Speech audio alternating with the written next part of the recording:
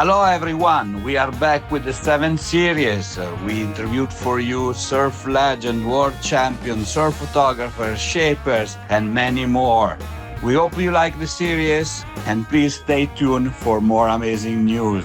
Mahalo. Aloha, welcome to the 11th episode of the Temple of Surf, the podcast. Today with us from California, former pro surfer and 2-time Hall of Famer Sandy Ordille.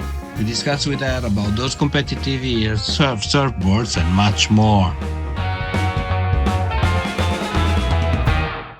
Hi, Sandy. Welcome to the show. Where are you today? I am in San Diego County in California. They call it North County, in a town called Carlsbad.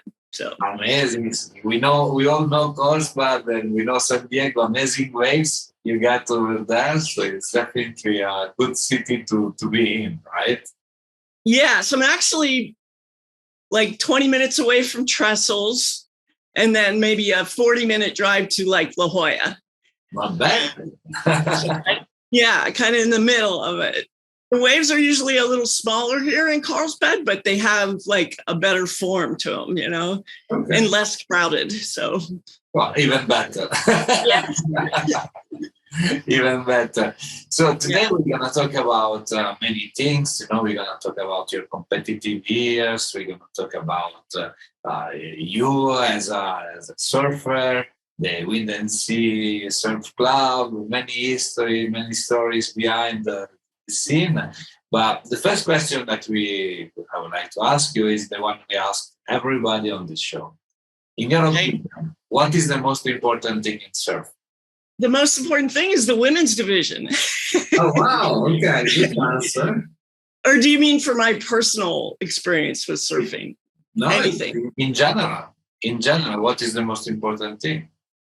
Right now, I don't know if you got to watch any of the contest yesterday, but right now what's important to me is seeing how much things have evolved for women in a positive way. And all the, there's young people around the world, they're doing that Rising Tides program, and having the Olympics makes it so, young women in countries that maybe they couldn't make a living on surfing or be an athlete, they can do that now. So it's incredible progress, so it's really fun to see. Fantastic. It's a great answer. Usually I get the answer, fun is the most important thing in surfing, but I really like your approach, your point of view. So we're gonna talk a lot later on about competitive surfing and women, because a lot of it changed, right? It has evolved. Yes, it's really fun to see, and it's encouraging. Especially the last 3 years, it's like accelerating, when they got the equal pay passed, it really has accelerated since then because they have more funds, so everything takes money, right? Yeah, equal pay was definitely a great achievement. And other than that, what was the greatest achievement that women surfing was able to achieve lately?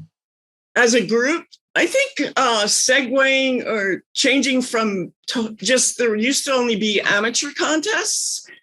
So there's two different, there's competitive surfing and free surfing. They're totally different, but from competitive standpoint, what has changed is there's just way more opportunity, and there's a lot more women in the water. As far as free surfing goes, what I think happened is a lot of the guys, they got married and they had daughters, and they wanted their daughters to surf because then they could go surfing when they had to babysit them. This is my theory about why there's more girls surfing and stuff. But what's changed is it's become more acceptable for women to be out in the water, and more like it was in Hawaiian culture in antiquity,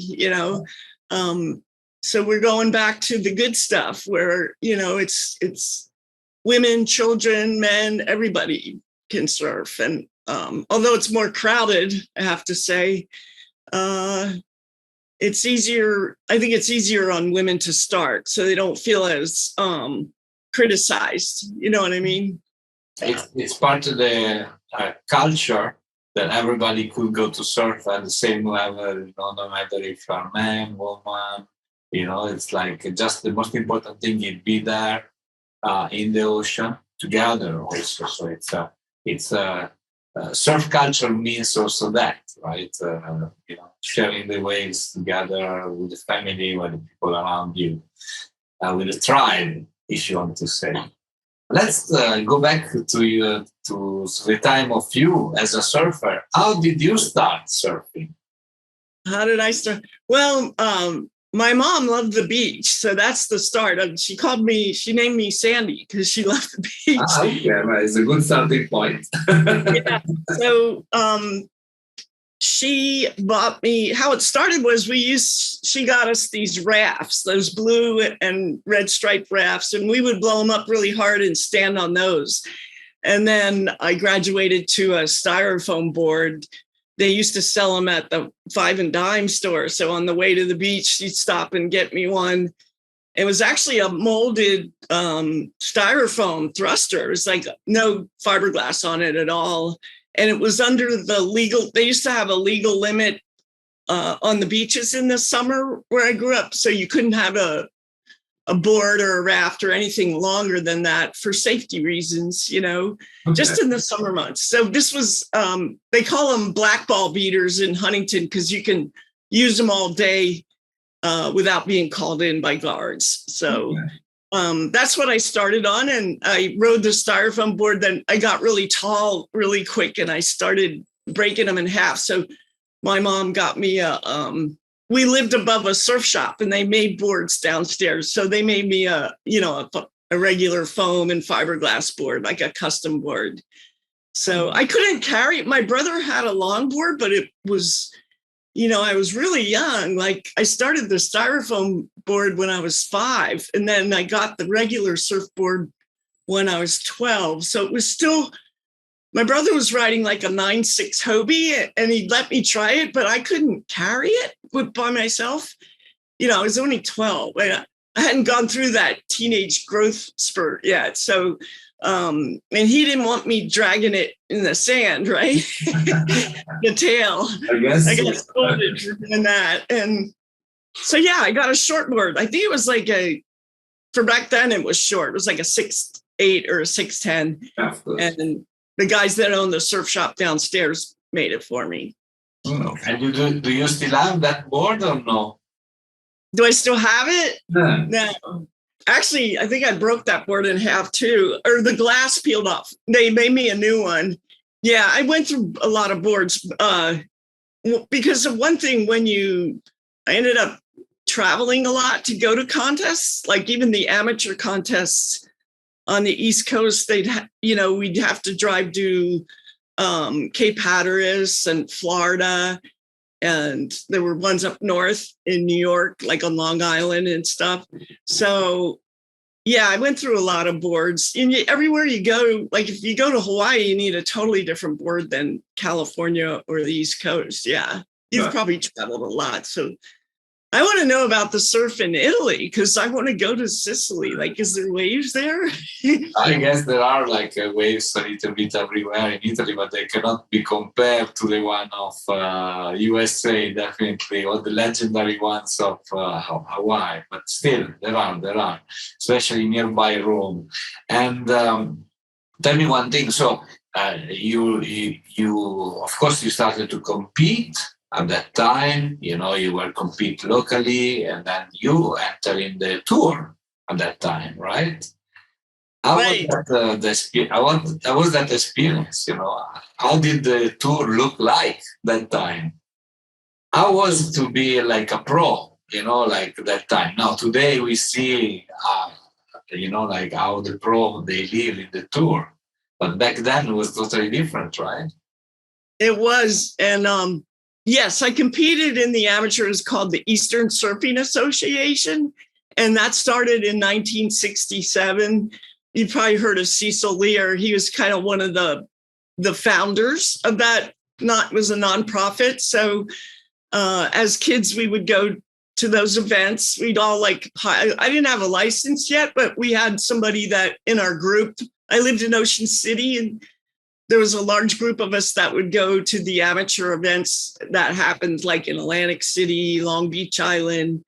And there's this guy named Munker had his driver's license. So we all pile in his van and get a ride with him and, spend the day at the amateur events. I later moved to Florida and graduated from high school down there at Satellite Beach. And then when I finished high school, we moved out to San Diego. We found a house in La Jolla. And in 1977, I was in there's like a 2-year college here called Mesa College. Anyway, I overheard a rumor that they were starting a women's tour. And Randy Rarick, who's from Hawaii, we didn't have internet back then or anything, so it was hard to get information. Yeah, I just overheard it in a conversation and got his contact and wrote a letter, snail mail to him. And I had 3 weeks to get a passport and all the, the plan was Randy was going to be the tour guide. And the first stop was going to be Durban, where the Gunston 500 was going to be the first rated women's pro event in 1977.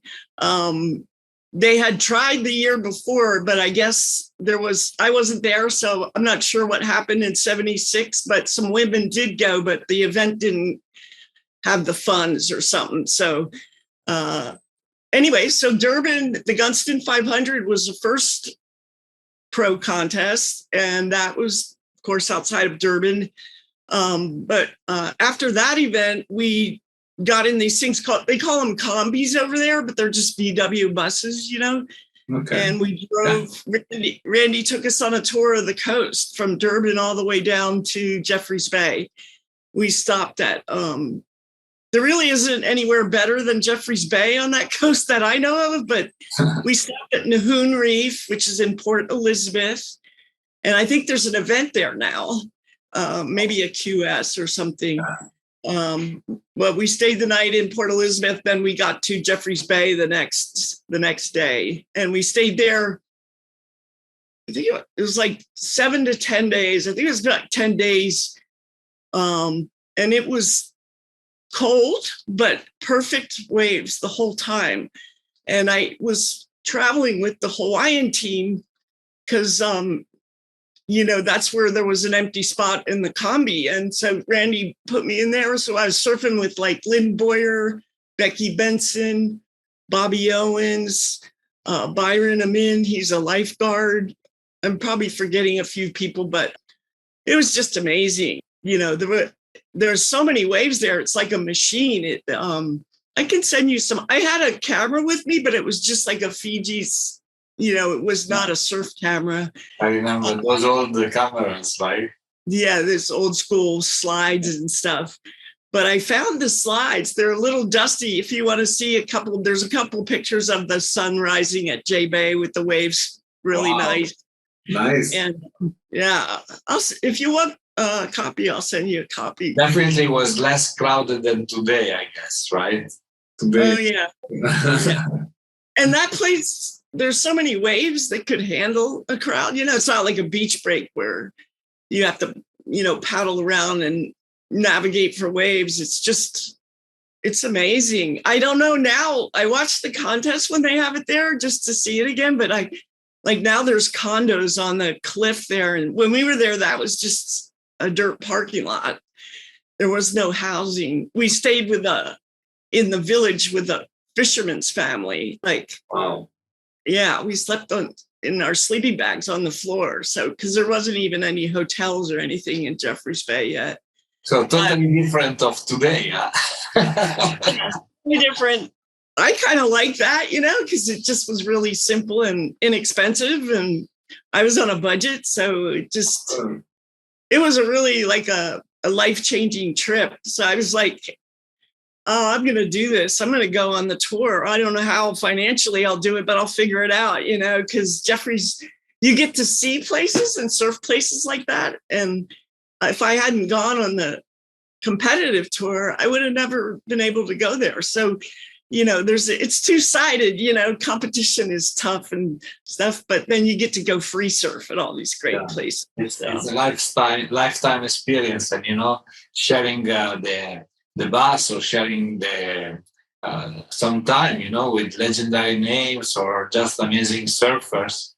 That was like enriching, right? So, I guess you improve a lot. I learned so much just watching like Bobby Owens and Lynn Boyer, because they had already surfed Sunset Beach growing up and stuff. So, I grew up on a beach break. It's two different things, and it was, and we became really good friends. Like, I thought at first Bobby and Lynn were brother and sister because they look a lot alike. So, we just all, and then after we were at Jeffreys Bay, we had to go to Rio for Rio. Operador had a contest there, and that was completely different from Jeffreys Bay. It was a really fun place, though. The people were super friendly. They loved women surfers there, and they were very welcoming. What was the best surf trip or destination that you still remember? Was it Jeffreys Bay? Was somewhere else? Yeah, I think, yes, we would have to say Jeffreys Bay. Even though we had to wear full wetsuits, it still had the best waves, and it had the offshore breeze was cold sometimes too, but and sometimes it's hard to paddle out there. Like if it's over 10 foot, it's hard to get out. You get swept. Yeah. So I think that was the biggest learning curve for me, because I had never seen or ridden waves that big or a point break like that. Like I'd surf Sebastian Inlet, but that's that jetty, it goes and it bounces off the jetty and then it goes down the beach and it's a sand bottom. So yeah, it's totally different. And then, like you said, being able to watch people like Bobby Owens and Dane K. Aloha, Michael Ho was with us. Wow. And then the Aussies came too, like Andrew McKinnon. Do you know Andy Mack? Yeah. He was there. Greg Hugland. Let's see, there's a bunch of, Critter Byron. I don't know if you know who he was. He's a really good surfer too. So we had some really good Aussie surfers with us as well. So, but the Hawaiians were the funnest to surf. Yeah, I guess so. With all due respect to the Australians. So I guess in your life you met a lot of surfers. Was one of them that meeting was particularly meaningful for you? Gosh, they are meaningful in a different way. I think the most eye-opening was, when I got to Oahu, Becky Benson's family let me stay with them up in Pupukea. I don't know if you know who her dad was, Colonel Benson, but it just was really impressive because my father didn't like surfers. Like he didn't like the sport. He was a tennis player, and I think he just hadn't been exposed to it, And he's an Italian, very hard-headed, and he thought, rightfully so, there's no financial future in it, right, for me and stuff. So he was right about that. But when I got to Hawaii and stayed with the Bensons, that was like Colonel Benson would wake us up at 6 in the morning and go, come on, Becky, you got to go train for the contests and stuff. And I'm like, wow, that's her dad talking. So it was like a whole new experience for me. I was still pretty young. I think it was maybe 19 or so. And they were just super kind, and they introduced me to the Hawaiian way of how much surfing is part of their culture.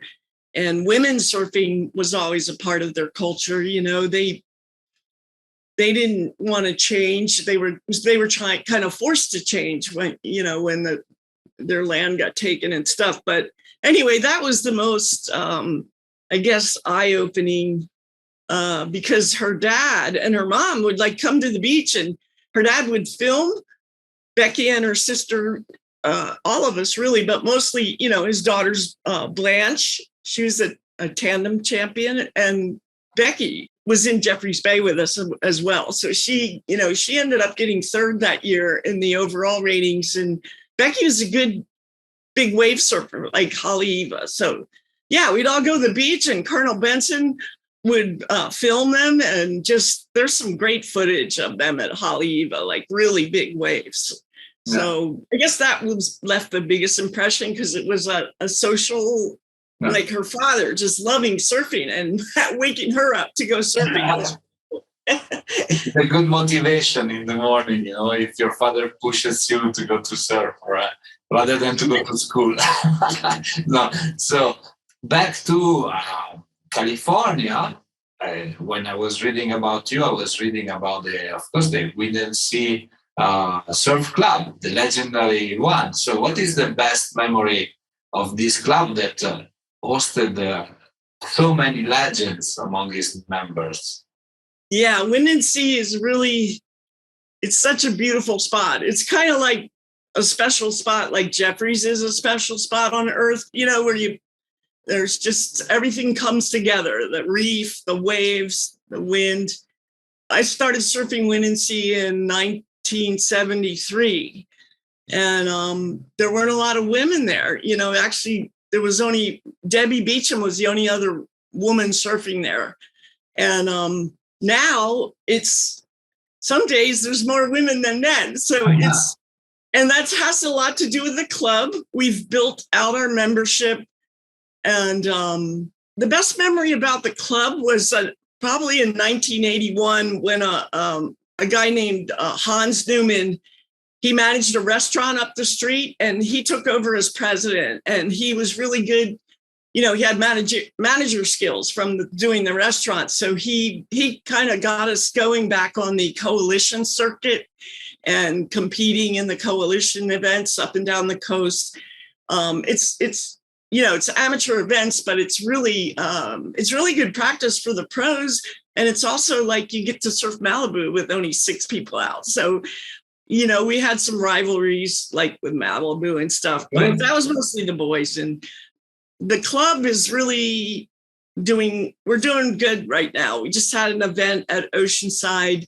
We need to build up our younger generation, especially the young women, because everybody's grabbing the young women now to be in their clubs, like, and because they're doing well and they get a lot of press. And to be honest, a lot of people come to watch the women. Like sometimes it gets more crowded, not like if it's a final at Trestles or something, but it's a family affair, actually, that they bring their whole family down, their daughters, brothers and sisters and stuff. So that's what the surf clubs have done, I think, is made it a real family event. Because, you can go in it. We have age divisions all the way up to, grandmasters, which is you don't have to tell them how old you are. Nice. I like that. So we talk a lot about women surfing today. In your opinion, what is next to achieve? What's really different about today is women can make a living free surfing. They don't have to be on the pro circuit. If they don't want to compete, they can be an influencer. They have to be good surfers and stuff, but they can ride a longboard or any kind of board they want and just travel and do that. That's something that wasn't available, like probably till the last 5 to 10 years, you think?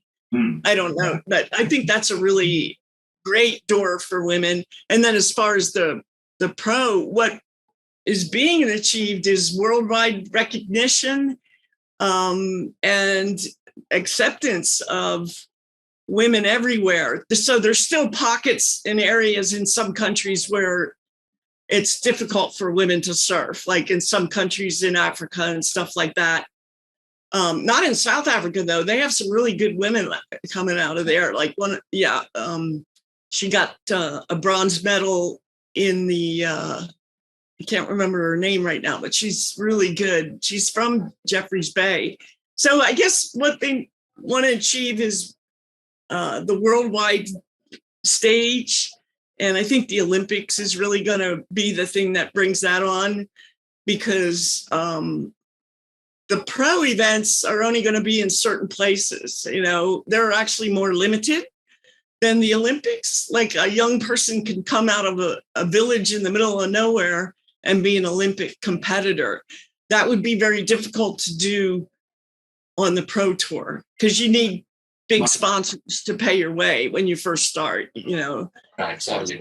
They have to have a market they can market you in. So like a city like San Diego is a great example of, there's a lot of women influencers here. Like they do the van life, and there's a longboard. We have some great longboarders. Jen Smith she owns a surf and skate shop, and it's right near the beach. And she had a contest at the end of the street there, and it went really well. Really fun to watch, They made a little film. Beth O'Rourke made a film and just going to play at the Women's Surf Film Festival in New York. So nice. Yeah. So that kind of stuff, like that women's surf film festivals, events on our own, that's going to help too. No, I totally agree with you. And I think that, giving visibility with the Olympics or with the traditional media or Instagram to women surfing can inspire women that are maybe in countries that are not used, let's say like India or China, that are not, used to see women surfing, to go out there and try and to grow a new passion. And I think that's very, very inspiring, and obviously the Olympic side and bringing surf all across the world as a legit sport, if you want to say that, it means a lot, and it will mean more and more and more with Chopu in the future, Olympics, when the Olympics game will be in France, and in LA, I think it's 2026 Olympic game, or 2028 Olympic Games in LA. So that will be amazing. So yeah, they're actually surfing Chopu today too, but it's WSL finals. Yeah. When the Olympic Games will be there, to see those waves. And to portray those waves all over the world, that would be quite beautiful and entertaining for sure. Cool, fantastic. So I have one last question, and then we go to the usual 6 final question of the show. What was, going back to your professional years as a competitive surfer, was there one moment that you can define as the defining moment of your professional career? Lynn Boyer surfing Big Sunset. Like, the sets were closing out, and Fred decided to send us the women out, and have you ever been to that place? It's like a mountain rolling towards you, and you're supposed to turn around and paddle into it. So it was like, really, I didn't grow up there, so I didn't have the experience. So watching Lynn, and her and Margot Oberg would get in these competitive, a heat with them, like the two of them, watching them duel it out was pretty amazing, because they're both incredible surfers. But Lynn was a little more, a little younger, so she was a shortboarder from, she didn't ride longboards. So she had like that Larry Bertelman style, where doing those, Margot could do that too, but it came from a longboard origin, So for me, because I didn't really grow up riding longboards, I grew up the rafts and the styrofoam boards and shortboards. So I would have to say Lynn, because I actually got to travel a lot with Lynn, because we had to, in order to afford the tour, we would split everything, we'd rent a car and wherever we stayed, gas, all those things. So, we wanted to go with at least 2 or 3 other people. So I would always end up traveling with Lynn and surfing a lot of different places. And her ability to adapt to a beach break or Sunset Beach, she could do all that really well. So that really was impressive. I was like, I want to do that, So, and she was, I think Lynn probably. Okay, fantastic. So we're gonna finish our great conversation. So thanks a lot again for being with me today. With My the six questions that, as you know, they are common for everyone that participated in today's show. So please answer the first thing that comes up to your mind. Okay. Okay. The best surfboard that you ever ridden? 7.6 Bill Barnfield custom made for Sunset Beach rounded pin. Your favorite shaper? Well, can I have two? Yeah. in California is Rusty Preisendorfer, and in Hawaii is Bill Barnfield. Okay, fantastic. Because there's different waves, you know. Of course, you must have different shaper, and of course they are both very relevant. They're both amazing, and they're actually good friends. Like, you know, so good. On top of that, even better. Yes. Personal question: your favorite song? My favorite song? Yeah. This is really old school, but I got to see the Allman Brothers when I was like 11, just at the Steel Pier in Atlantic City. So my uncle was the booking agent. So I just stood in front of Dwayne Allman while he's playing Slide.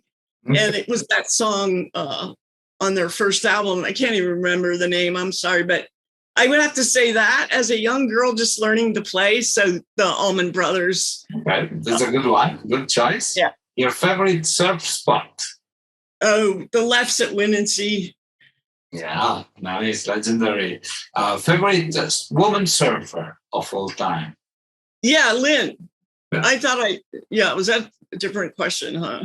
World champion, so definitely I was expecting that answer from your side. And the last question, has nothing to do with surfboards, surfers. I would like to know best relationship advice. Best relationship advice for surfers? For everything you like. Yeah, you definitely want to date a surfer if you, because you can go surfing together. And exactly, it's definitely a good thing. Thank you so much for being with me today, and I look forward to talk to you very soon. You've been it's nice meeting you.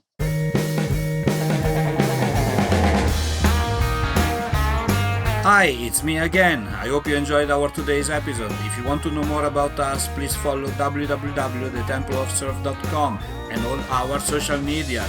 Mahalo!